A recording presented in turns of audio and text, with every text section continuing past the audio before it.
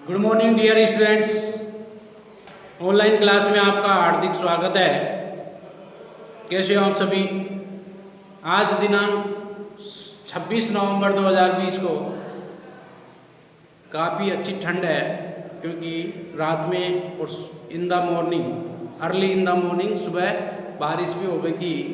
इस कारण से आप भी अब इस सर्दी के बढ़ते हुए प्रकोप को ध्यान में रखते हुए और सावधानी बरतते हुए अपनी पढ़ाई में व्यस्त रहेंगे। तो चलिए आज अपन इस लेक्चर में चर्चा करेंगे BA part third year subject drawing, और ये लेक्चर नंबर कौन सा है? 90 नंबर का है, 90। इससे पूर्व 88 और 89 नंबर के लेक्चर में अपन ने चर्चा की थी जे स्वामीनाथन की, और लगभग आज ये चैप्टर कंप्लीट हो जाएगा। कल अपन ने चर्चा की थी उनकी कला यात्रा के बारे में कि सन 1958 ईस्वी में 3 वर्ष की अवधि के लिए वो ग्राफिक कलाओं का अध्ययन करने के लिए कहाँ चले गए थे? वो चले गए थे वारसा, पोलैंड में, जहाँ पर उनको एक छात्रवृत्ति भी मिली थी, लेकिन उनका मन नहीं लगा और वो केवल 6 महीने बाद ही वहाँ से लौट आए और इंडिया में आकर उन्होंने शैलज मुखर्जी से पेंटिंग सीखना प्रारंभ कर दिया। उसके बाद में सन 1963 ईस्वी में उनके यार दोस्त मिल गए, यानी उनके समान ही विचारधारा वाले लोग मिल गए। उनके साथ मिलकर उन्होंने क्या किया? एक ग्रुप का उद्घाटन किया और उस ग्रुप का नाम है ग्रुप 1890। और ये ग्रुप 1890 कब बना था? 1963 ईस्वी में। इस ग्रुप की जो प्रदर्शनी है वो उसका उद्घाटन पंडित जवाहरलाल नेहरू ने किया था। किसने किया? पंडित जवाहरलाल नेहरू ने किया था। इस ग्रुप के अन्य सदस्यों में जो चित्रकार थे उनमें जयराम पटेल, राजेश मेहरा, गुलाम शेख, राघव कनेरिया, उसके अलावा हिम्मत शाह, ज्योति भट्ट, अंबादास और रेड्डप्पा नायडू, इसके अलावा बालकृष्ण पटेल और विक्रम और एरिक बोवेन आदि प्रमुख चित्रकार मूर्तिकार थे। स्वामीनाथन ने सन 1966 ईस्वी में दल के प्रचार के लिए एक कांट्रा नामक पत्रिका का प्रकाशन भी करवाया था। उन्होंने अपने चित्रों का प्रदर्शन इंडिया में भी किया, इंडिया से बाहर भी किया। उसके अलावा चर्चा हुई थी कि इन्होंने आर्टिस्ट पोर्ट्रेट मूवमेंट नामक एक संस्थान थी, उसके सचिव नियुक्त किए थे 1970 ईस्वी में। उसके बाद में भारत भवन भोपाल के निदेशक भी बनाए थे, किसके? रूपंकर म्यूजियम के, और जिसका उद्घाटन 13 फरवरी 1982 ईस्वी में हुआ था। उसके बाद में उन्होंने चर्चा की थी कि स्वामीनाथन ने काल्पनिक ज्यामितीय चित्रण में ज़्यादा ध्यान दिया और इन चित्रों को वो अंतरिक्ष की ज्यामितीय नाम से पुकारते थे। किस नाम से? अंतरिक्ष की ज्यामितीय के नाम से। जो ये आकृतियां बनाते थे, इन आकृतियों के पीछे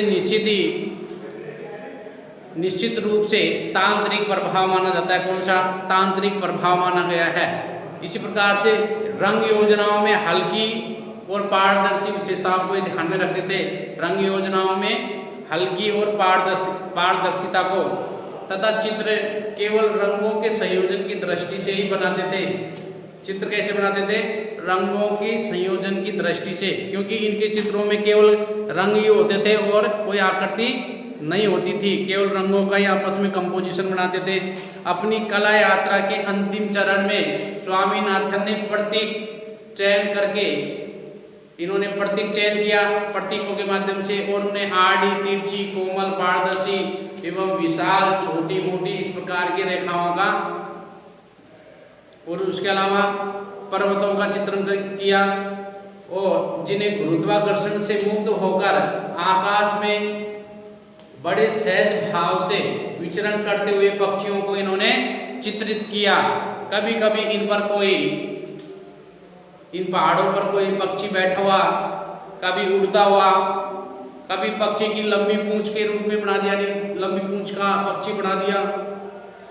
इस प्रकार से आकाश में पक्षी जैसी कोई वस्तु भी बनी हुई होती है तो उसे भी बना दिया।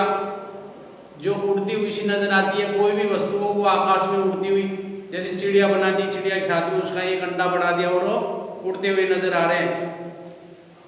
इनके जो चित्र बने थे, जो चित्रों में अंकित जो मुद्राएं हैं, जो वस्तुएं हैं, वो केवल रंगों के चमकदार धब्बों के समान ही प्रतीत होती है। कैसे होती है? चमकदार धब्बों के समान प्रतीत होती है। अतः उनके चित्रों को देखते ही पता चल जाता है कि हमारे सामने से वस्तुओं का रूप अदृश्य हो जाता है। कैसे हो जाता है? अदृश्य, जो दिखाई न दे, और केवल रंग के धब्बे शेष रह जाते हैं, बिंब छिप जाता है और प्रतिबिंब रह जाता है।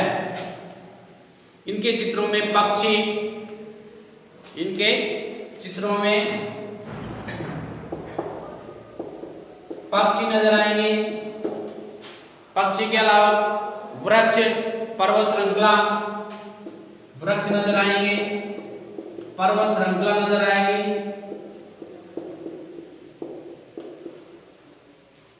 चित्रों में क्या क्या नजर आएगा?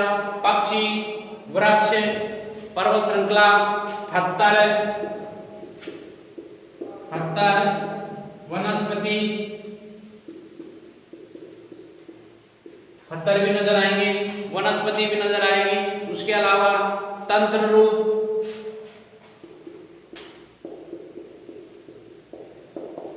उसके अलावा जैसे कि मोर नजर आएगा, चिड़िया,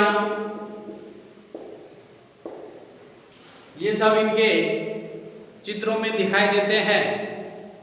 और अन्य कई रूपांतर इन्होंने अपने विशेष शैली में कैनवास पर या शीट पर चित्रित किए। इसके अलावा उनकी कला में जल रंगों की तकनीक का भी प्रभाव है। इनके जो चित्र है उनमें जल रंगों का प्रभाव है। कौन से रंगों का? जल रंगों का प्रभाव है। इनके चित्रों की जो पृष्ठभूमि है वो द्विआयामी है। पृष्ठभूमि कैसी है? बिल्कुल द्विआयामी, बिल्कुल सपाट, जैसे कलर कर दिया हो, जैसे इस प्रकार से, तो यहाँ लाल कलर कर दिया, पीला कलर कर दिया, एक तरीके से प्लेन सपाट भूमि है इनकी। और कला रूपात्मक रही है। इनकी कला कैसी रही है? रूपात्मक रही है। कई बार तो वो एक दूसरे से मिलते जुलते प्रतीक होते हैं। इन्होंने जो आकृतियां बनाई है, कलर कंपोजिशन बनाया है, वो एक दूसरे से मिलते जुलते से नजर आते हैं।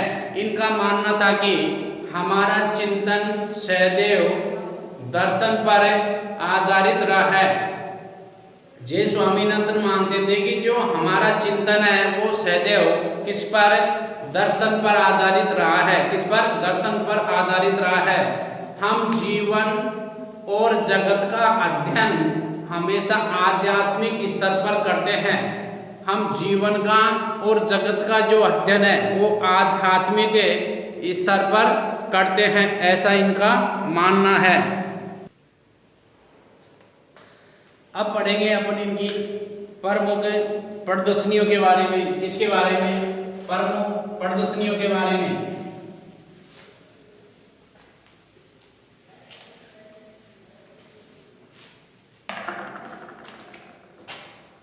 प्रमुख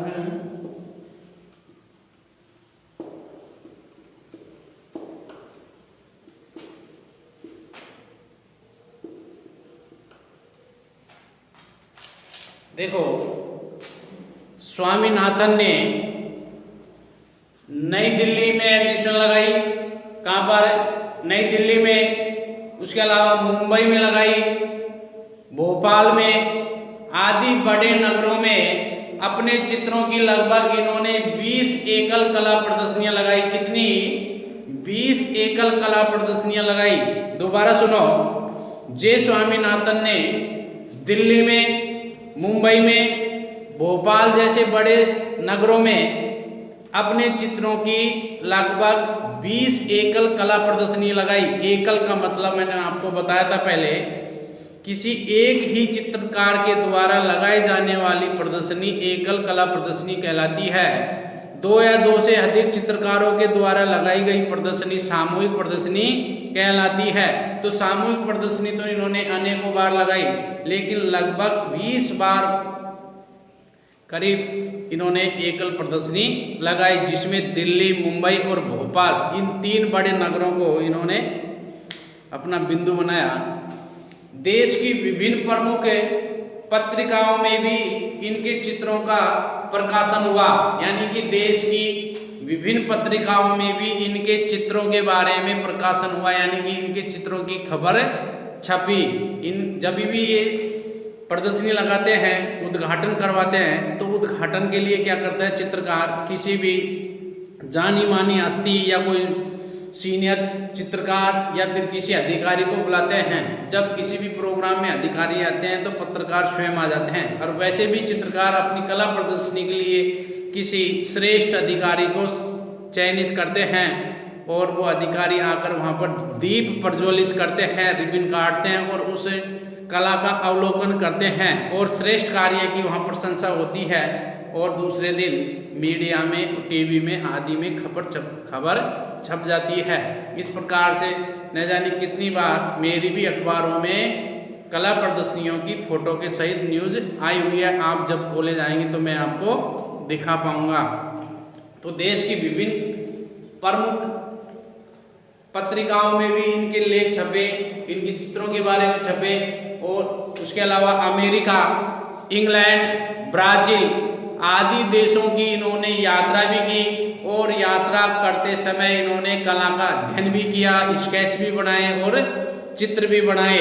मैंने आपको अभी बताया था इनके चित्रों के बारे में, एक बार वापस से आप देख लीजिए इनके प्रमुख चित्र कौन कौन से थे। प्रमुख चित्रों में देखो, प्रमुख चित्रों ने इन्होंने जैसे कि इनका एक फेवरेट चित्र था जर्नी पास्ट। कौन सा? जर्नी पास्ट, जिसको जर्नी प्रथम भी कह सकते हैं, जर्नी प्रथम इनका फेवरेट चित्र रहा है। इसके अलावा इन्होंने बनाए पक्षी, पशु, पर्वत श्रृंखला,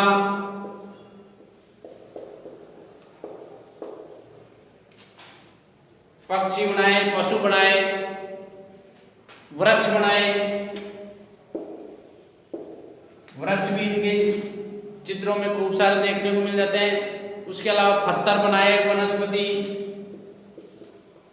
पत्थर,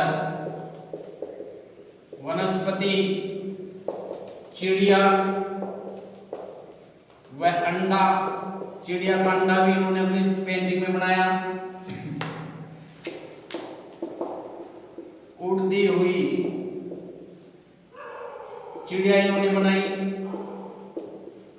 और उसके अलावा इन्होंने कलर कंपोजिशन के बहुत सारे चित्र बनाए, यानी आपस में कलर के आपस में एक संयोजन बनाकर इन्होंने काफी सारे। उसके अलावा इन्होंने पक्षियों में जैसे कि मोर को भी बहुत बार बनाया, जिसको मोर का भी चित्रण किया।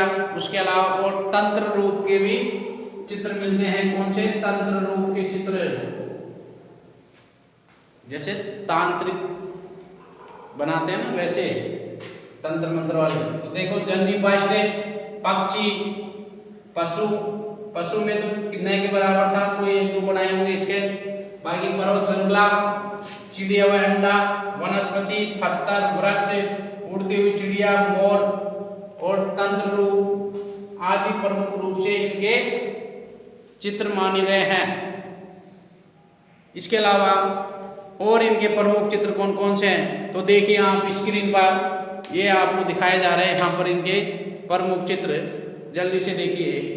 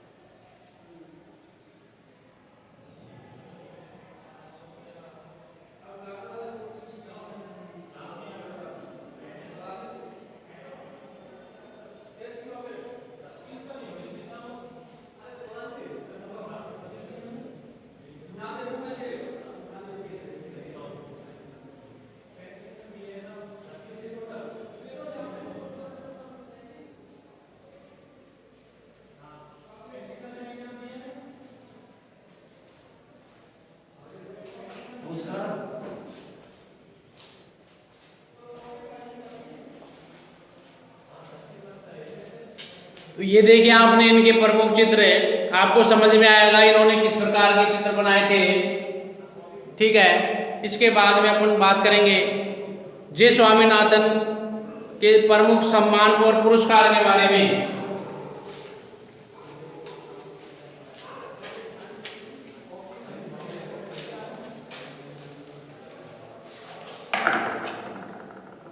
प्रमुख सम्मान व पुरस्कार, प्रमुख सम्मान व पुरस्कार, प्रमुख सम्मान व पुरस्कार के बारे में चर्चा करते हैं।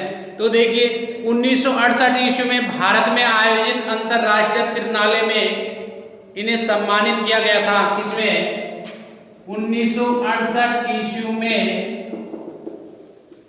भारत में आयोजित अंतरराष्ट्रीय त्रिनाले, अंतरराष्ट्रीय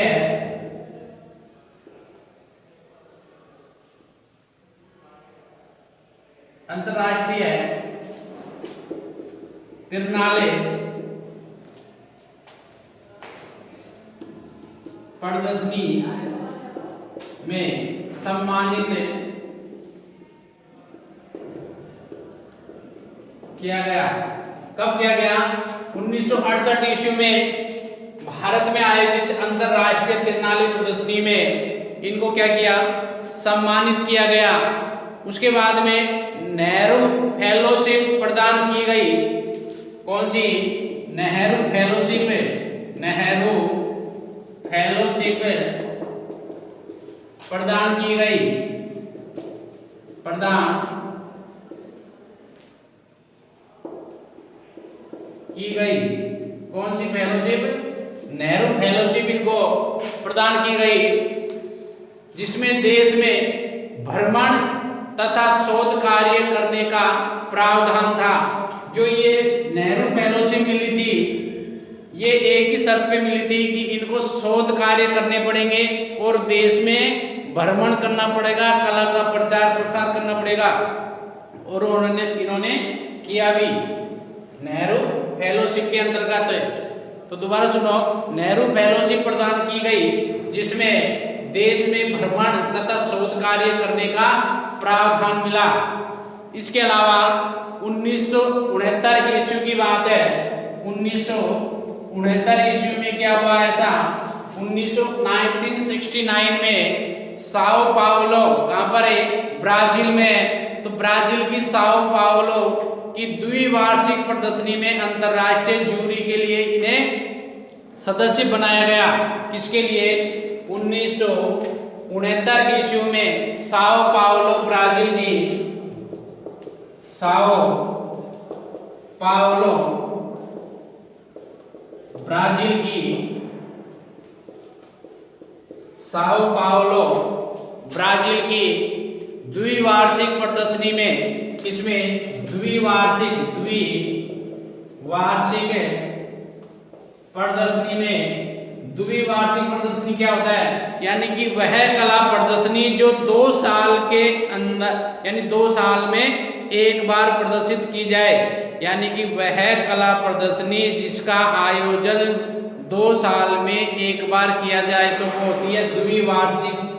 तो द्विवार्षिक प्रदर्शनी में अंतरराष्ट्रीय जूरी के सदस्य बनाए गए थे। अंतरराष्ट्रीय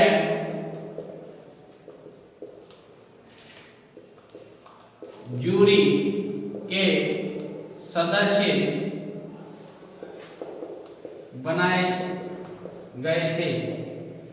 जूरी का मतलब होता है, सपोज करो आपके कॉलेज में कोई भी एक कंपटीशन हो, जैसे कि मैं एक पेंटिंग कंपटीशन करवाऊं यहाँ पर, और मैं उस पेंटिंग कंपटीशन के लिए किसी को जज के रूप में बुलाऊं, और मैंने राजस्थान यूनिवर्सिटी के जो ड्राइंग डिपार्टमेंट है उनके एचओडी को यहाँ पर बुलाया, खान सर है वहाँ पर, तो उन खान सर को मैंने यहाँ बुलाया मान लो, तो वो क्या हो गए? एक निर्णायक हो गए। क्या हो गए? निर्णायक। और जो वो फर्स्ट सेकंड थर्ड लिस्ट बनाएंगे तो उसको मान्य करना पड़ेगा, तो उसको इंग्लिश में बोलते हैं जूरी। क्या बोलते हैं? जूरी। और हिंदी में बोलते हैं निर्णायक। इस जूरी को हिंदी में बोलेंगे निर्णायक। तो इन्हें 1969 ईस्वी में साओ पाउलो कहां पर है? ब्राजील में है। तो इसकी द्विवार्षिक प्रदर्शनी में अंतरराष्ट्रीय निर्णायक के सदस्य बनाए गए थे और लिंग पत्रिका के संपादक भी रहे हैं। कौन सी पत्रिका के? लिंग पत्रिका के, लिंग पत्रिका के संपादक भी रहे हैं, संपादक भी रहे हैं। यानी कि इन्होंने लिंग पत्रिका भी लिखी थी, उसके लिए संपादक भी रहे हैं। मध्य प्रदेश सरकार ने स्वामीनाथन को भारत भवन का न्यासी नियुक्त किया था। भारत भवन कहां पर है? भोपाल में। और भोपाल कहां पर आता है? एमपी में। तो एमपी सरकार ने स्वामीनाथन को भारत भवन भोपाल का न्यासी नियुक्त किया था। क्या किया था? न्यासी। यानी कि भारत भवन भोपाल में है रूपंकर म्यूजियम, तो उस रूपंकर म्यूजियम का सबसे बड़ा अधिकारी किसको नियुक्त बना दिया? जे स्वामीनाथन को, कला के क्षेत्र में। और रविंद्रालय कहाँ है? रविंद्रालय है लखनऊ में। तो मध्य प्रदेश सरकार ने जे स्वामीनाथन को भारत भवन का न्यासी नियुक्त किया था और उसके अलावा कला दीर्घा की स्थापना में योगदान भी दिया।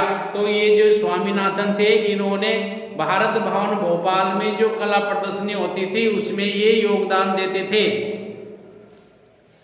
इस प्रकार से इनके निरंतर गतिशील कलाक्रम तथा भारतीय कला को नवीन आयाम एवं नवीन पहचान देने के लिए इन्होंने जो कार्य किया था कला के क्षेत्र में, वो आज कला प्रेमियों के द्वारा सदैव स्मरण किया जाता है। सदैव क्या किया जाता है?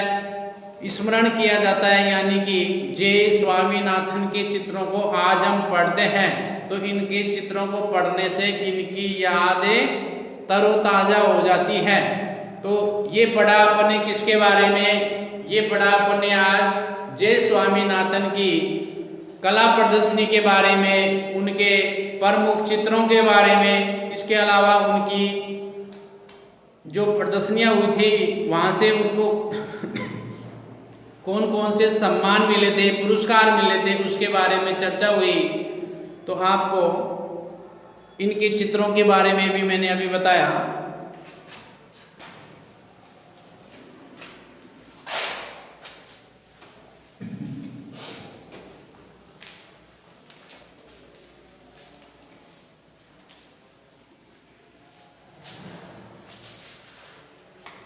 अब पढ़ते हैं इनकी मृत्यु के बारे में कि इनकी मृत्यु कब और कहाँ हुई थी, क्योंकि जिसने जन्म ले लिया उसका मरण भी निश्चित है। अब देखो, प्रयोगधर्मी चित्रकार जगदीश स्वामीनाथन का निधन। प्रयोगधर्मी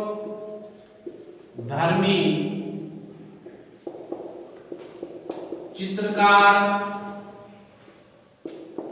जगदीश स्वामीनाथन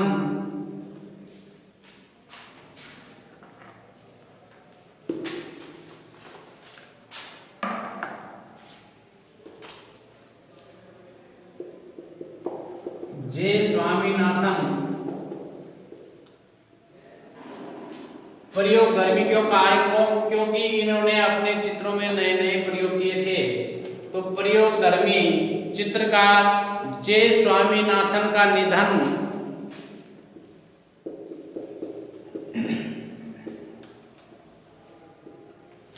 कब हुआ था?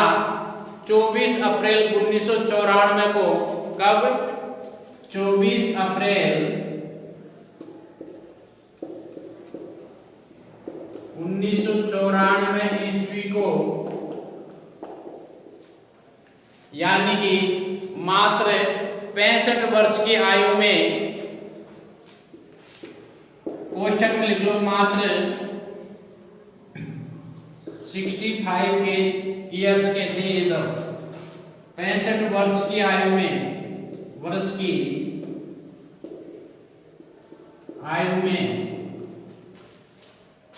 1994 ईस्वी को, 1994 ईस्वी को मात्र 65 वर्ष की आयु में किस कारण से हुआ था? हृदय की गति रुक जाने के कारण हुआ। हृदय की गति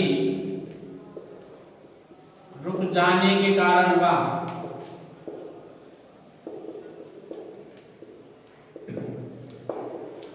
दोबारा से सुने एक बार।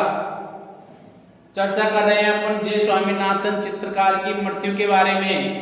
तो प्रयोगधर्मी चित्रकार जे स्वामीनाथन का निधन 24 अप्रैल 1994 ईस्वी को मात्र 65 वर्ष की आयु में हृदय की गति रुक जाने के कारण हुआ। तो ये थे अपने जे स्वामीनाथन जी।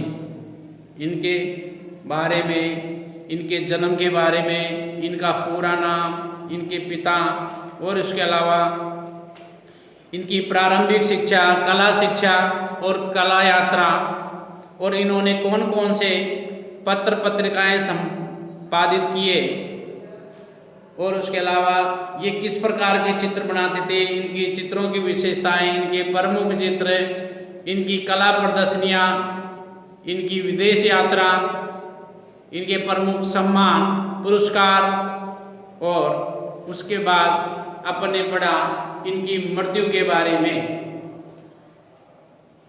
तो आशा की जाती है कि आज जो आपको लेक्चर में जो मैटर पढ़ाया गया है वो स्पष्ट शब्दों में और स्पष्ट वाणी के साथ, स्पष्ट लेख के सहित आपको समझ में आ गया होगा।